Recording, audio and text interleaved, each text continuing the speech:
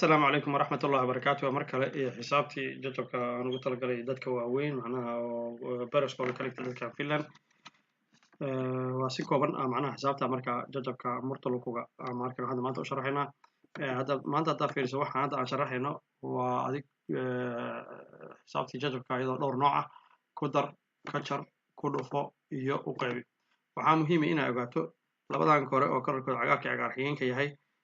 oo ku darta iyo ka jarta ah isku si macnaha looga shaqeeyo waxa kaliya kala duwan yihiin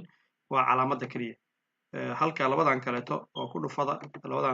dhufada iyo qaybinta ah ayagana ay si uun isu leeyihiin si toos ah boqolkiiba boqol ma wada aha wax yar waa u imaan doonaa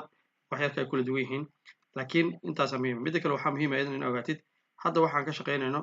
kan hooseeyaha ah oo luqadda finishka lagu yidhaha nimitaya kulli waa isku mid macnaha haddii hada ku darta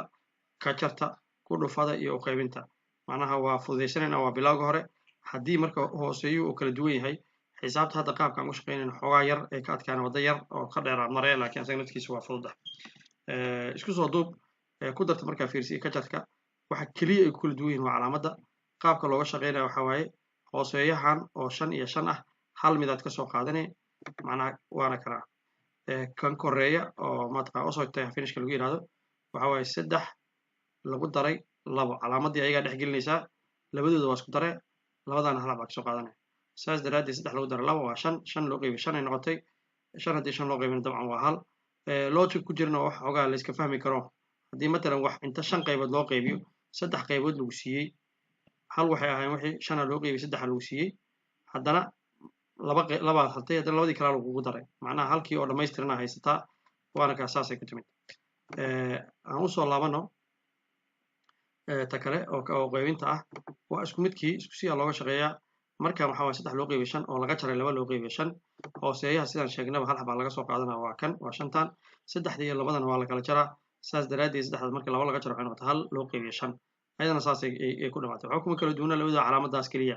iyo waxa ay calaamadaas sababaysa haday ku daran tahay haddii ay ka jaran tahay intaas kala duwan ama ku dhufada iyo qaybinta ayagana waa xisaab ahaan waaba jajabka waxaa la dhihi karaa waa aad iyo aad ayagana u fudud yihiin markaa fiiriso labadan kale toos isugu dhufanay labadan kale toos isugu dhufanay macnaha markaan hal xaba kama soo qaadanaysid labadan waa isku dhufanay oo hoose oo nimid teedka ah labada osoogtay ama korena waa isku dhufanay 3 haddii 2 lagu dhufto waa 6 5 haddii 5 lagu dhuftana waa 25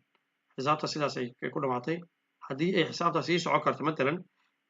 waa sii wadi lahayd oo mataqaanaa labadan isu qaybsami karaan ama waxay u qaybsamaan la heli karo waa samayn lahayd marka laakiin hadda intaasay nooga tahay waxaa soo haray u qaybinta markay noqoto u qaybinta sidii ku dhufashadii waaye oo naftigeeda ku dhufasha uga shaqayn kartaa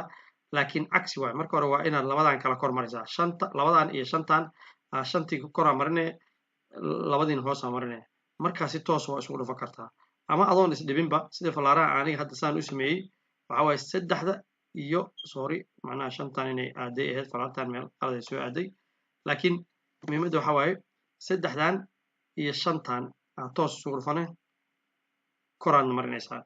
haddana labadan iyo 5tan isku dhufanay hoosaad marinaysaa